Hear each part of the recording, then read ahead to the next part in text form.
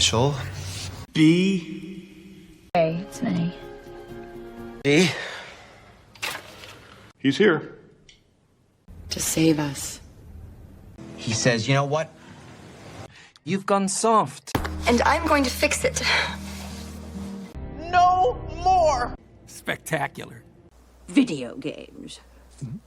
Time to be bad. Really, really bad. Prepare to enter thy house of pain.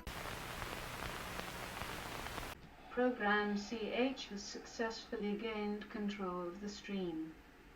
Audio online. Video online. Chat features disabled in shareware version. You are now in control. Initial B, A, D. Shareware time remaining 28 minutes, 31 seconds. Thank you, Vet. And thank you, Amigos, for making this oh so easy. Amigathon watchers, I see you sitting there enjoying your Amiga programs, and it leaves me to wonder, can you have a wonderful program without a horrible program? So, for as long as I have control, you will be looking at some of the worst the Amiga has to offer. I hope you learned something. Our first look today is at Future Space. Future Space was released in Germany, and I believe it was from 1995. Let's go ahead and get started here. A few things to note about Future Space as we're waiting for it. Oh yeah, there's a level code for level 1. That's always nice to have in a game. So we got a disc swap. Funny thing about the disc swaps in this game came on not 1, not 2, not 3, but 6 floppy disks. 6. And you might have noticed there we had to load a floppy disk to get to level 1. There is one thing this game definitely has going for it, and it's the music. The music's pretty good. Here's our little guy. He can run, he can jump, and that's pretty much it. He can shoot, of course. Our object is to collect some of these green crystal things while destroying the inhabitants of this planet that we crashed on in a way to open the exit at the end of the level. Now, like I said, this is a run and gun platformer, but you might have already noticed one of the largest issues with the game. The scrolling is horrible. You have to kind of tap the controller to stay centered in the screen. There's no other way of doing it. Even if you run back, you press against the screen, and when you run forward, you press against the screen.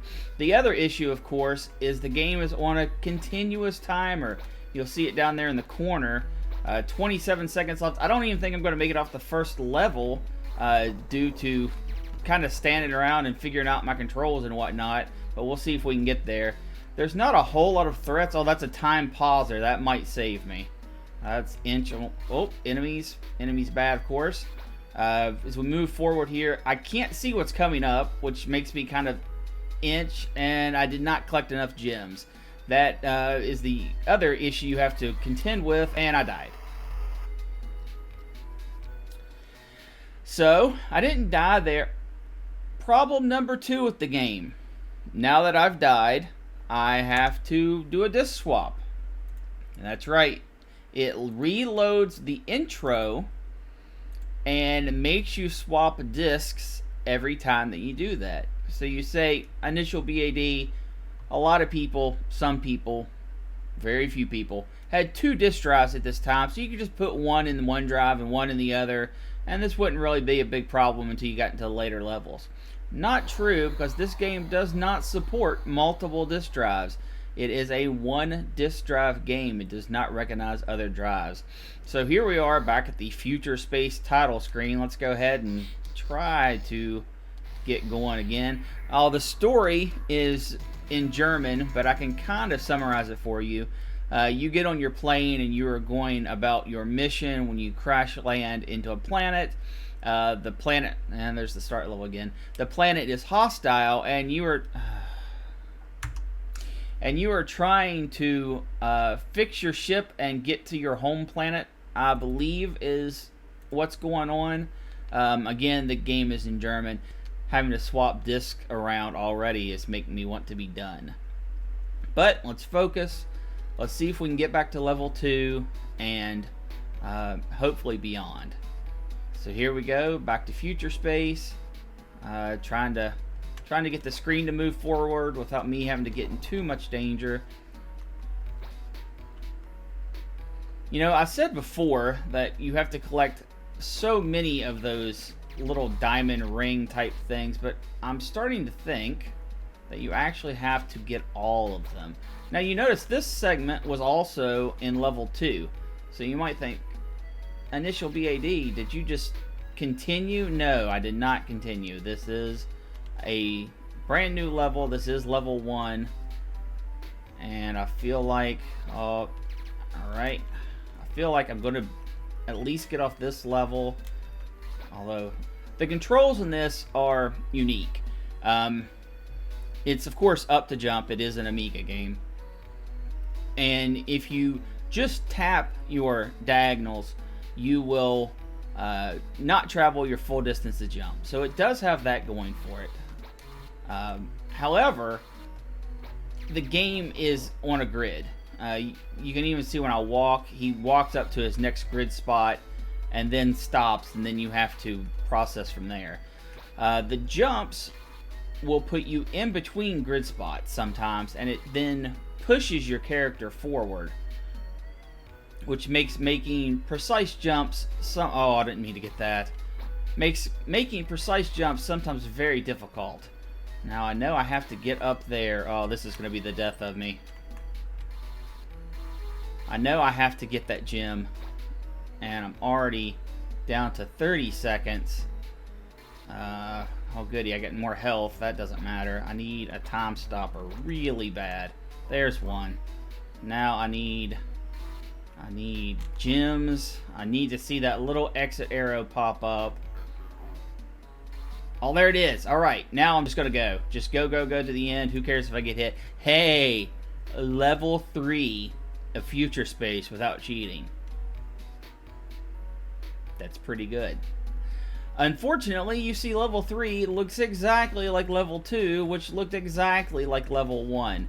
The visuals don't change for many, many levels. I looked into this a little bit and saw that even though the visuals do change and there are eventually a couple more enemies, it's all basically the same style. It's, you know, it's one of those things of same room, different color, cheap movie.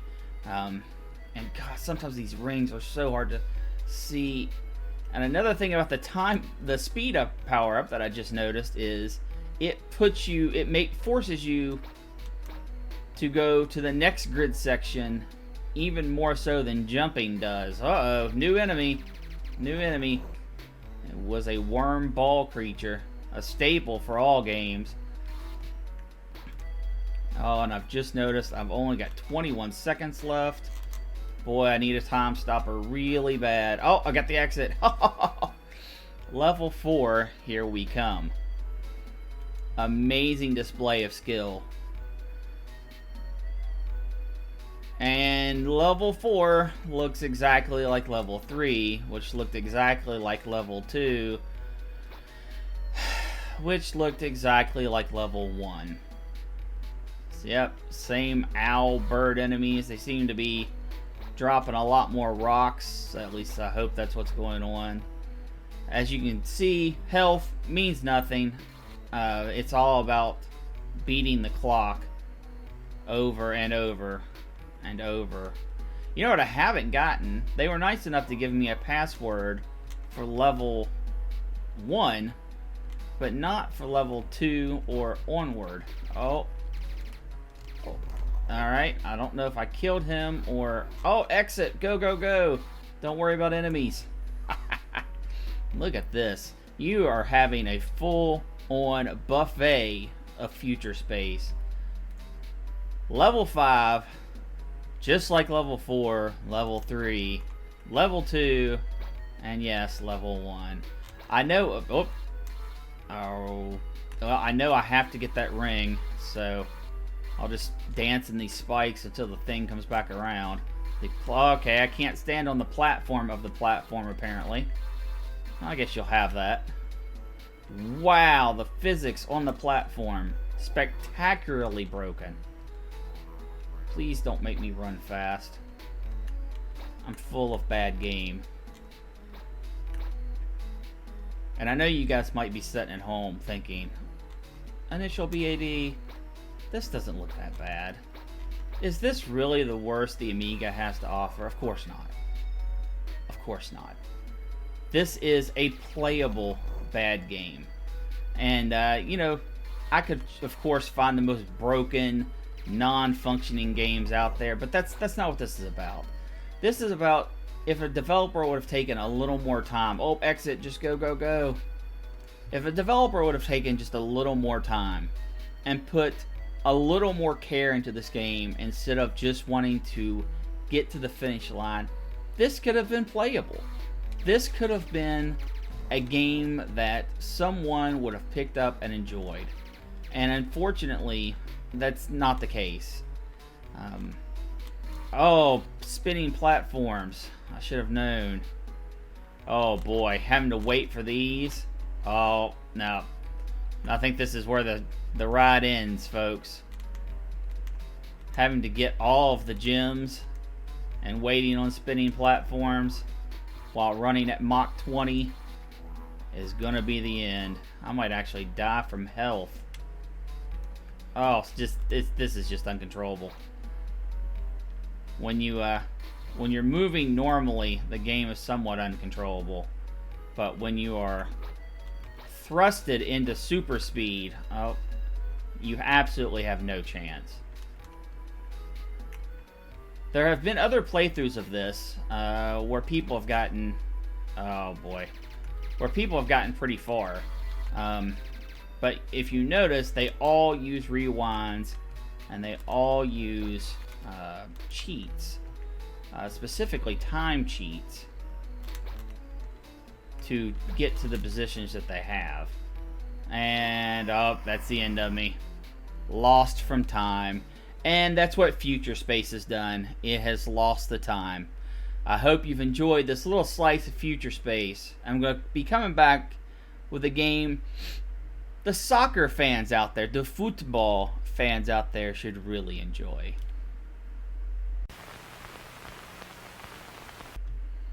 Next up, we have Soccer Pinball from Codemasters. Codemasters probably best known for their Micro Machine series. This is one of their earlier entries into the Amiga fray, 1992. And let's fire this up and see what we've got. Ooh, well, okay. That looks pretty good so far. Nice, colorful scoreboard, bouncing balls.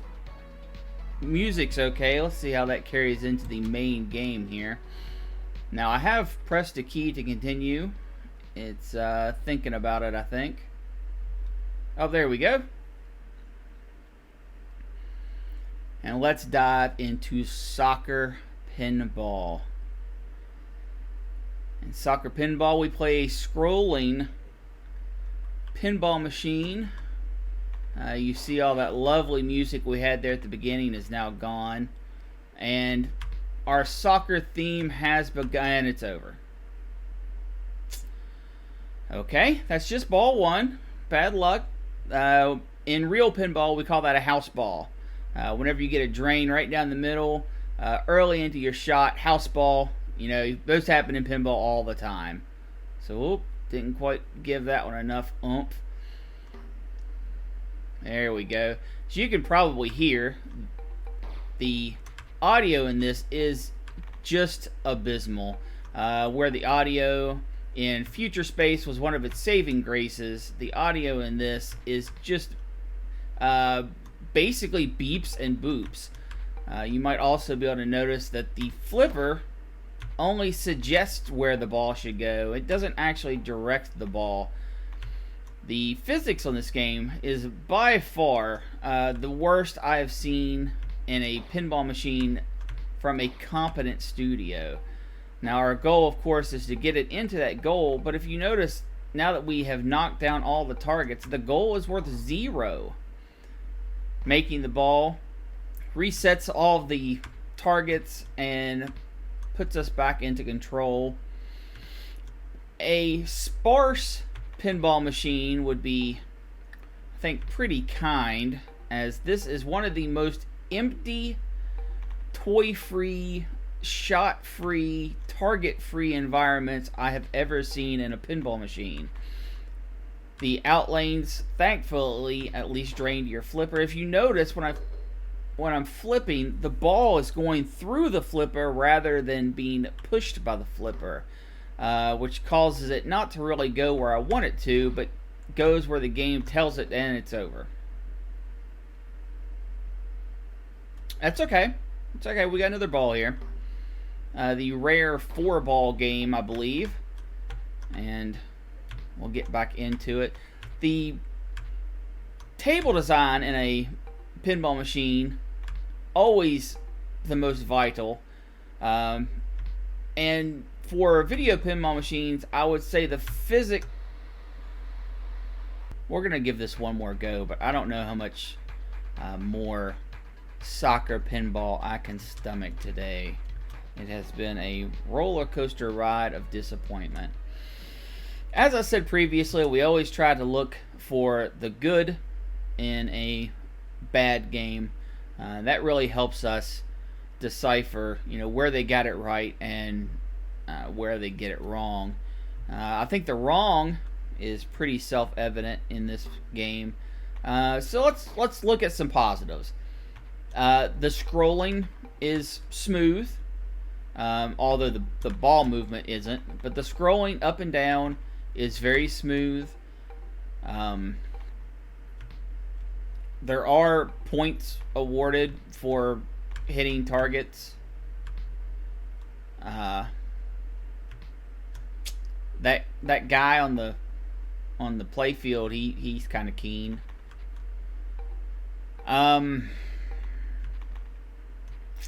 This is pretty bad. For all the failures of Future Space, you can at least know in the heart of hearts of the game, there was someone on that team that wanted to make a good game.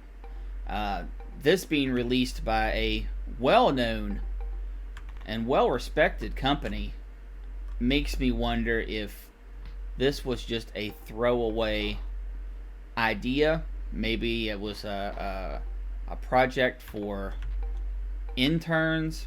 I don't know. Frighteningly enough, this also got a port to the Commodore 64. And I did not take a look at that, but I have seen video of it, and you are looking at basically exactly what you get on the Commodore version. I don't know which came first, the Commodore or the Amiga version, but I would say that, yep, that's gone. I would say that this is one worth avoiding on either front.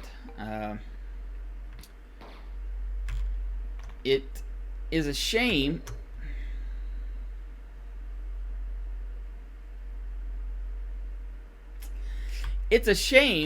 that there are so many good pinball games for the Amiga, and we are left looking at this. Yeah.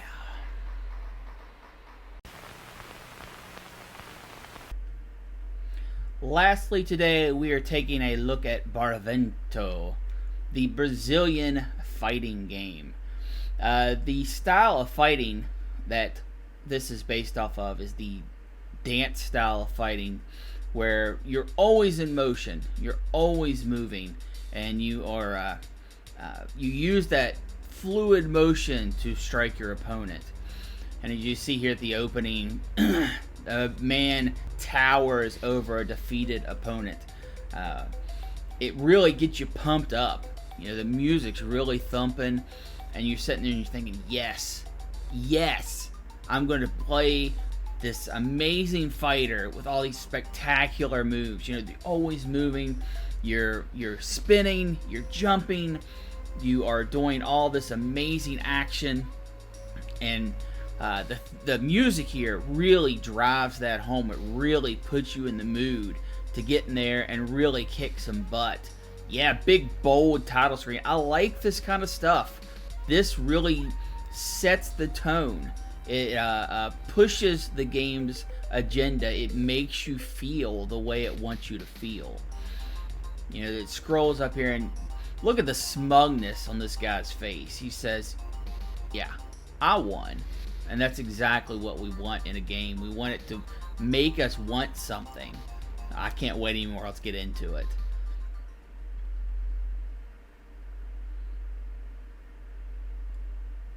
There is a little bit of loading in this game, but you know what? I don't have a problem with loading. On guard. Yes.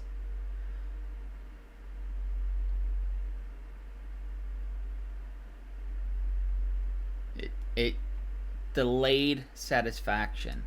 I don't mind that in a game. I mean, you know, a lot of people use all these fast loaders and whatnot, and I admit sometimes I do, but sometimes I want to have the experience the developer originally wanted me to have. This can be played 2-player, but we're going to be playing against the computer, of course. That is asking for my name.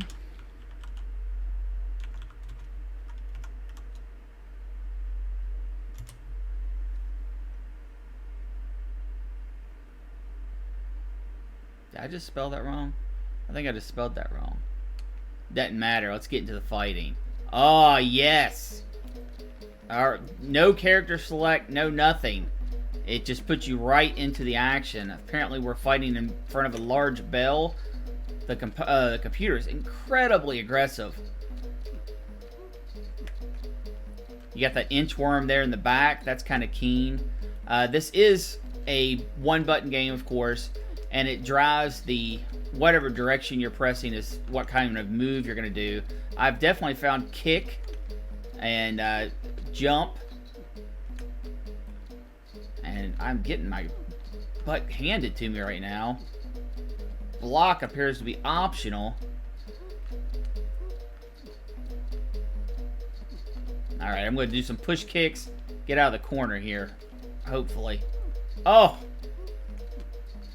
Man, he really falls for that sweep. Can we cheese our opponent out here? No. No, we're down. He stands victorious over our body. Alright, let's give this another go here. Yep, we still want to play against the computer.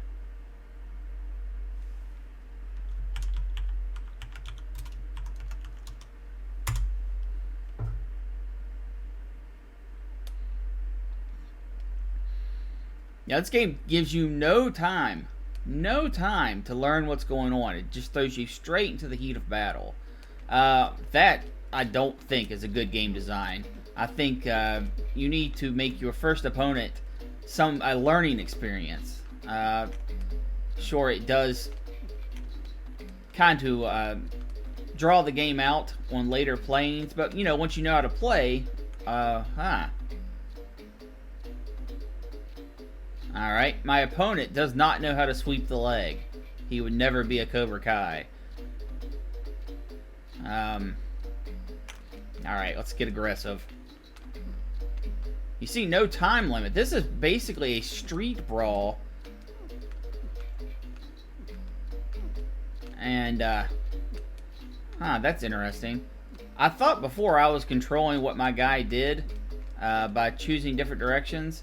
But it appears he just kind of does the kick he wants just by pressing the button. Alright, first opponent down. Now let's see how they switch it up in the up-and-coming fighters. Alright, back to the title screen for... Oh boy, I hope that isn't it. That would be horrible. Yep. On guard. Alright. No, different background. Same looking up. Wow. Okay, it did not refill my health. I also think that it didn't give me any of my health back. That seems like a very,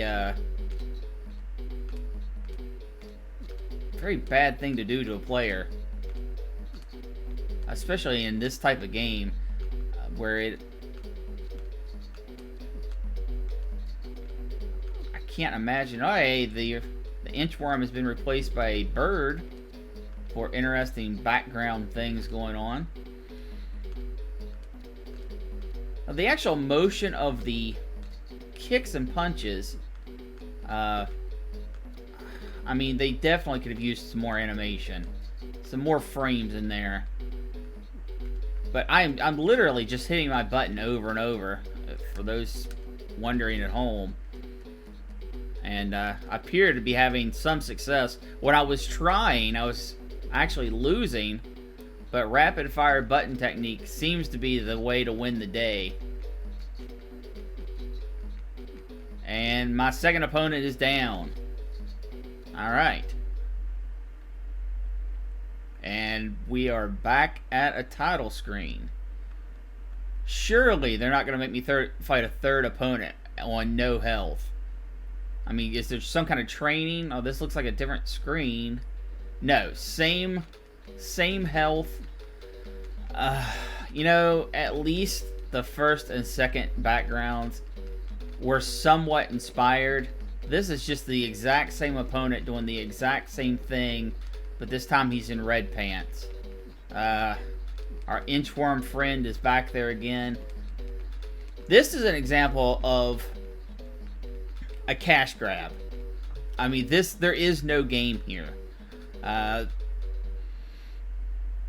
sure that the screenshots on the back of the box make this look interesting, but you don't control your fighter. I mean, yes, you do control the left and right, but there is nothing to be done. You just button smash, and it kind of takes care of the fighting for you. Most important part of a fighting game is you feel like you're in control.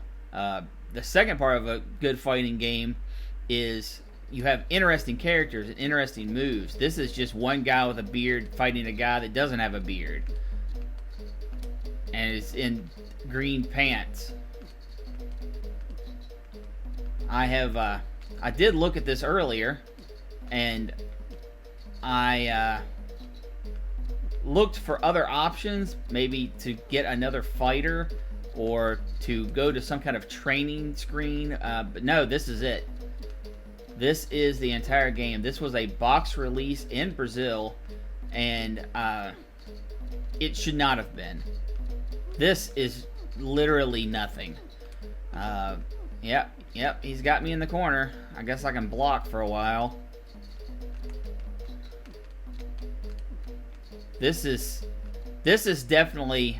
Is this worse than soccer pinball? I think so. And you know what? That's saying something. When the best game that we have played today is Future Space, and I don't mean by a little bit, I mean by large margins, that's bad. That's a bad day. Looking at the positives of this game, intro and intro music really gets you pumped up, and once they dump you into the game, you have nothing. The animations are okay, but there's not nearly enough frames. There is nothing interesting about my fighter or my opponent. There is just no control. I mean, if I press down, he kind of sweeps. If I press back, he blocks, but there is just absolutely nothing going on in this game. And it's sad too, because this is another game that if someone would have put a little more time and effort into to make characters, I mean, it's obvious they have the ability. The animations and stuff are there. Maybe some of this comes down to the restrictive control nature of the Amiga, but I don't think that's enough.